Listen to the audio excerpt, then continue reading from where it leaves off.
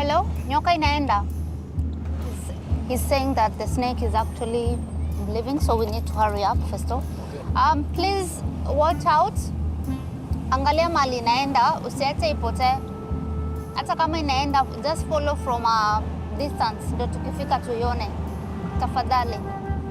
If we take too long, the snake will get killed or it might escape. So it's usually an emergency. We have to do it as fast as we can. Mary receives calls like this every week. She's a professional handler of venomous snakes.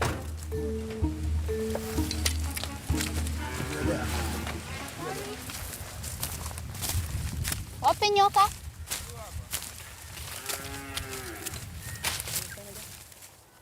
It's a puff adder. Widespread across Africa and known for its aggressiveness, this snake is responsible for the highest number of fatal bites on the continent.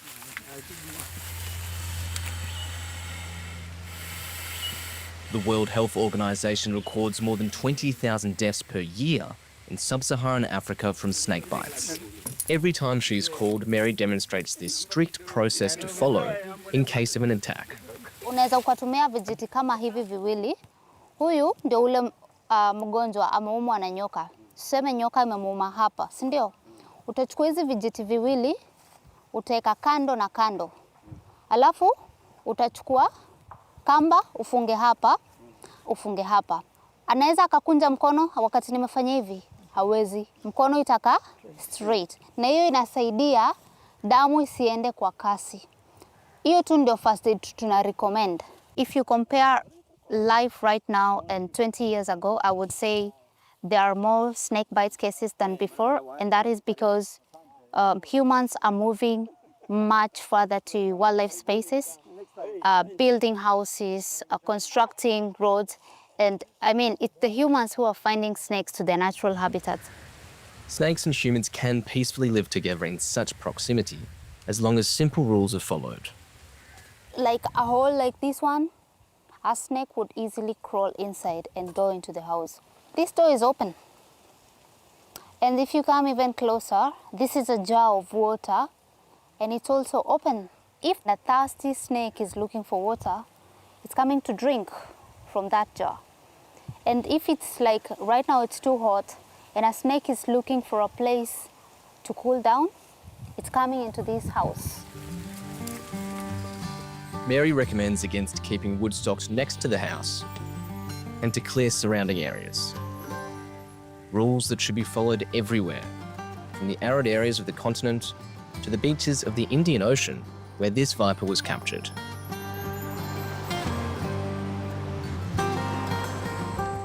There are 140 species of snakes in Kenya, 33 of which are dangerous to humans.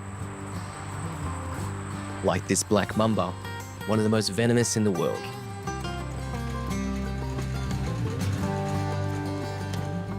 More than 15,000 Kenyans are bitten by snakes each year. Unaweza kusikia hiyo mkono yako? Oh yeah, so they've made a small cut. So then we used the... Umeweka hiyo black stone, ama? A traditional healing method to treat snake bites. It does nothing. So clinically, it does nothing, and it's been proven not to do anything. The reason why I talk about it so much is the reason why it's dangerous is that delay to treatment. This British doctor is trying to improve the treatment of snakebite victims on the Kenyan coast. Without swift intervention, this patient could have died. That is the key here, is that this is her third bite. She's had antivenom before, so she knows what you need to do. 7:30 she had the bite, 8 o'clock she was here. I expect that the antivenom was given at 8:30. This is what we have. So it's we've been doing quite well. So well done, guys. This is really good. Yesterday, another patient arrived on the floor below. Hamjambo. He was bitten on the lip. Hamjambo bossy. Nilimfuata kwa nyumba. Amelala kama vile akashtukia Amemuuma. Okay. Ilikuwa usiku saa 8. Okay. So nyoka ilienda kwa kitanda ama? Hiyo ni punguza ama? Hiyo. Maumivu. Wapi? Hapa zote. Hapo chini. And hapa chini. 17-year-old Kamisi has already received several doses of antivenom, but it's difficult to assess whether the symptoms are evolving, and the doctor is struggling to decide how to treat him. You know, his lip is just large. And I mean... Okay, that's really helpful. That's really helpful. Oh, it looks much worse. Okay, so in that case, I would only give him maybe 2 vials. This antivenom is the only remedy for practically all venomous snakes in sub-Saharan Africa.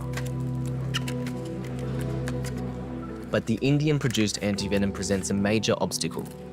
It's 60 euros per injection, and severe cases can require up to 80 doses. Most hospitals can't afford to buy enough of it. The World Health Organization considers envenomation a neglected tropical disease. It wreaks havoc among the poorest, it's expensive to treat, and does not attract sufficient attention from public authorities. Hello, how are you? Can I just ask about your antivenom stocks so that we can just have a quick look, make sure we have enough? Is that okay? Thanks. Oh, fantastic. These are the stocks that we have at the moment. Great, and then there's some more in the Then some store. more in the stores. Great, fantastic. No, very pleased. And you said that you've only given, how many this week? Maybe 15 or Around something. 15. I think when I first arrived, so this is talking about August 2022, I realized that actually we didn't really have very many stocks. So there was a few cases where we were only able to give maybe 1 or 2 vials, and unfortunately the patient succumbed. And so I've worked tirelessly for that time to try and increase our minimum stocks.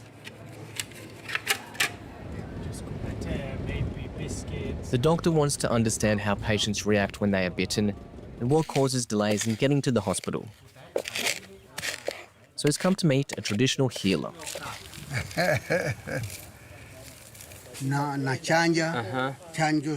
If the person has been bitten, I make 3 incisions on each side of the leg.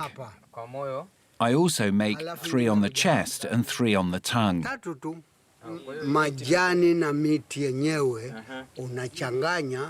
You have to take leaves and bark from the same type of tree and pound them together. And if it was a large snake, you have to cut off its head and burn it. Then I mix the ashes with the rest. If the person has been poisoned, this will cure them.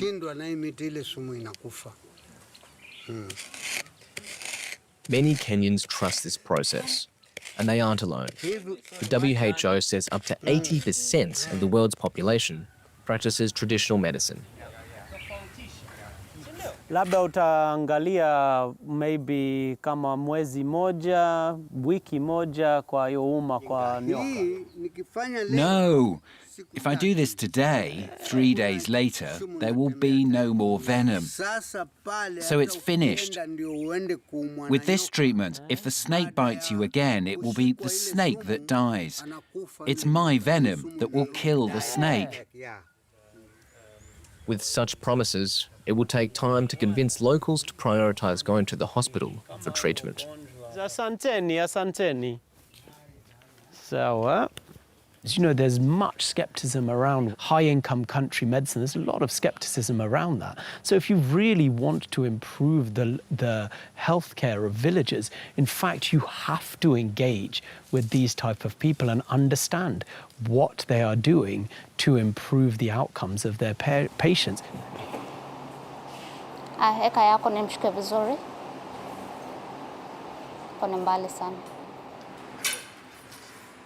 After this morning's intervention, Mary works with reptiles in captivity at the Watumu snake farm. This one needs help shedding its skin. This is an African black mamba. This is the most venomous snake in Africa. They strike so fast, even multiple times. It's a snake you should respect from a distance, I would say. Mary and her colleagues are on a mission to inform the maximum number of people to prevent as many snake attacks as possible. Envenomation should no longer be a neglected tropical disease. From students to tourists, there are many visitors here at the farm. Today, handlers will extract the venom from several snakes. In theory, they should be able to use it to make antivenom. It's injected into the horse. The horse produces antibodies. And in this whole process, the horse does not die or it's not harmed in any way. And eventually, you have to draw back the blood components, separate the blood from the plasma, and return the blood back to the horse. And you have your antibodies plasma, which eventually undergoes various other processes to make your antivenom. But the production of antivenom on the continent is very limited. So efforts like these strive to fill the gap. So venom at the moment, we stock it here. We're waiting for our license. And once that comes through, we're ready to assist anyone in creating an antivenom. Kenya is meant to be creating our own antivenom anytime soon. So that venom will go directly to that process of making an antivenom.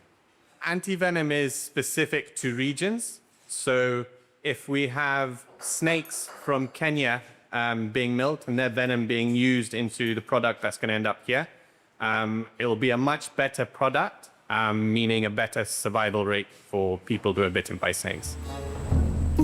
Following repeated warnings, the government has decided to take action. In 2025, it opened up 11 million euros to create an anti-venom production centre, but it will take several years to be completed. Prevention is more important than ever in Kenya and on the rest of the continent.